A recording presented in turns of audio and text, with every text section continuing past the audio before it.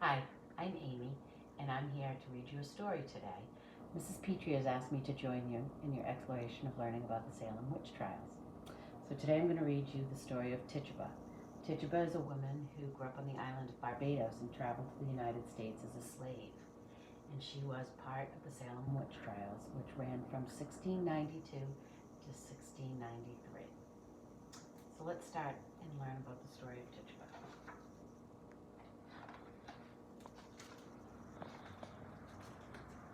Tituba loved the morning light. The rising sun flooded the valley, turning the banyan leaves and palm fronds to burning gold. And when she went to fetch water, the mice and macaws spoke to her. "Good morning, mistress," they said, "and to you," she replied. And when Tituba's jar was filled to the brim, she thanked the water spirits. In the evenings, Tituba sat in her doorway, telling fortunes. "Throw the shells," the men and women pleaded, and Tituba shook the seashells in both hands and threw the shells across a bright cloth that she had woven. Tituba answered questions by reading the patterns the shells made. "A storm is coming," she said to the men who watched over the crops. "You will marry before the next harvest," she told an anxious young girl. And one night, Tituba asked the shells what the future held for her. "This cannot be," she explained, and she threw them again, only to see the same terrible vision. Tituba had been a slave all her life on the island of Barbados, and the next day, when she was working in the cane field, her master, Mr. Paris, appeared. Mr. Paris told Tituba and a few of the other slaves that they would soon travel with him to a far-off land, a place called Boston. Tituba did not want to leave the island. It was the only home she had ever known. But she had no choice.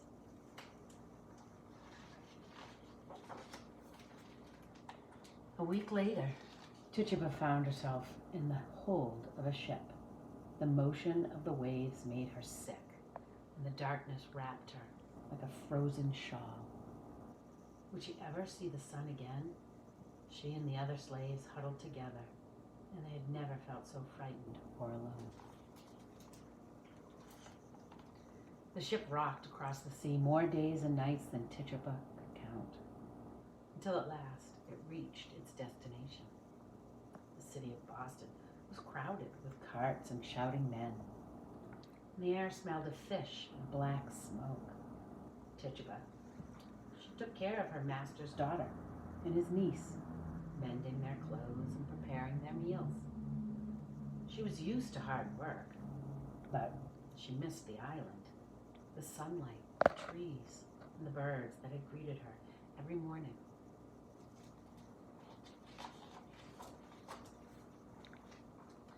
One morning, Mr. Paris announced that the family was moving to Salem village. Tituba dressed the girls while the ox carts were loaded. "At least we're going to a village," she thought. "At least we're leaving the city behind." Their new house was on the edge of a stony field. The small house was dark. But once more, Tituba breathed fresh air and heard the songs of birds as they flew from tree to tree. One cold night, just after the master had left the house, Tituba was alone with his daughter and his niece. They were no longer little children, but young girls full of questions. "Tell us about the sea, Elizabeth," the younger of the two asked. "Tell us about the island," Abigail joined in. And Tituba told them about the water spirits and the mice and the parrots that called to her on the way to the stream.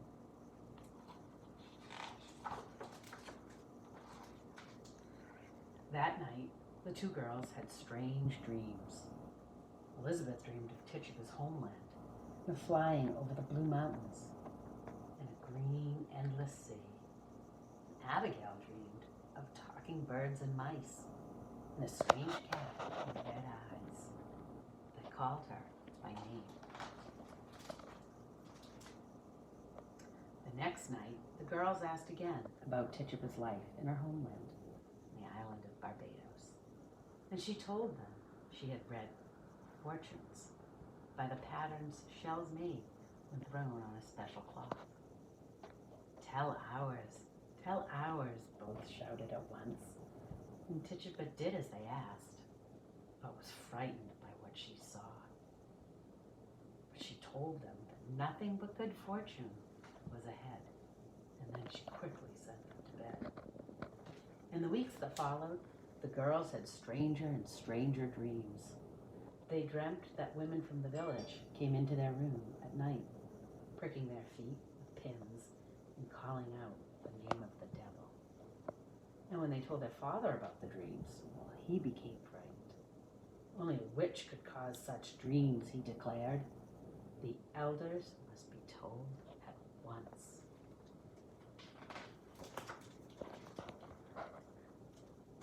Tituba was brought before the court and accused of witchcraft. Other women stood beside her on the dock, and the very women the girls had dreamt of. Are you a witch? The judge asked Tituba. Well, Tituba wanted to defend herself and to tell the court that she had only told the girls about her ancient island beliefs. But who, in this room of accusing eyes, would believe her? I am not a witch, she said quietly. And like Tituba, the other women denied that they were guilty of anything. And they begged the court to let them go home. And suddenly, Elizabeth and Abigail, well, they fell to the floor, writhing like snakes. Witches, witches, witches, all of them witches, they cried on the floor of the courtroom.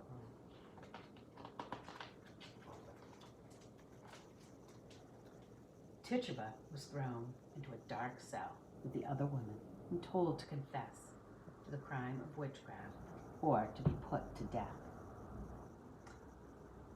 As the days passed, the jail filled with even more and more women accused of the same crime, witchcraft. In the cell, dark as the hold of a slave ship, Tituba turned her eyes to the wall. There was no prison worse than the fear she felt now. Loneliness lay down beside her.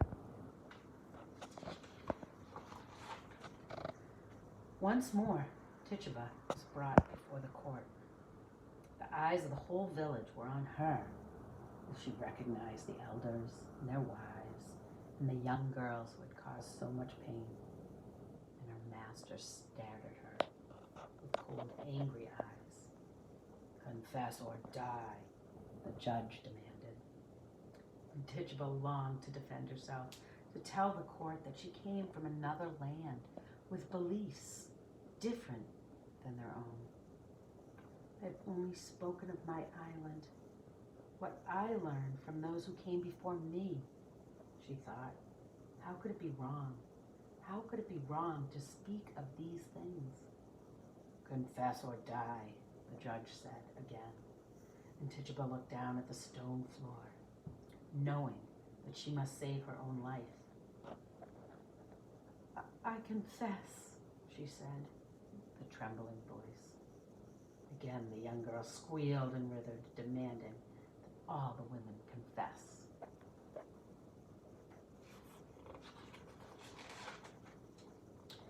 The terror lasted for many months.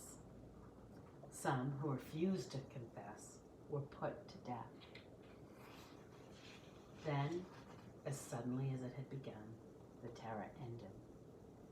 The women who had confessed were set free, and their families paid for their jail time. And soon, Tituba was alone. And one night in her cell, Tituba prayed for death to come. Let me suffer no more, she cried out to the spirits. She waited, but death did not come. Instead, the moon rose above the frozen fields, and it shone its pure light between the bars of her cell. It was the same moon that shone on the green sea, flooding the valleys of her island of Barbados with a light that turned night into day. A smile, the first in months, spread across Tituba's face. Thank you, she whispered to the moon. The jailer woke her the next morning before dawn. Your master has sold you. He wants to be rid of you once and for all. So Tituba was sent to work in another household, far, very far from Salem village. And there she kept to herself and found peace when the sun shone brightly and the trees were in full bloom. Sometimes she thought about escaping and running towards the woods for any freedom that she could find. But really, how far could she go? How long before she would be returned and punished? And on one spring morning, her master brought 5 young slaves from the island of Barbados on which she was born. And she saw herself in the eyes of these children, alone, frightened, and sick for home. They looked to Tituba for help. And in the evenings, she threw the shells and told their fortunes. One day, freedom will come. A master might own your body, but he can never own your spirit. That's what she told them. And remember where you're from. Remember the banyan trees and the birds that speak. Remember what your fathers and mothers told you about the spirit world. Look at the sky, she told them. The same moon and the stars shine on everyone, slave or free. And who can ever own the sky? And here's one last look at Tituba. And she's alone. Well, she's by herself, but she's not alone. There's that moon shining bright, the same moon that shines over Barbados. That's the end.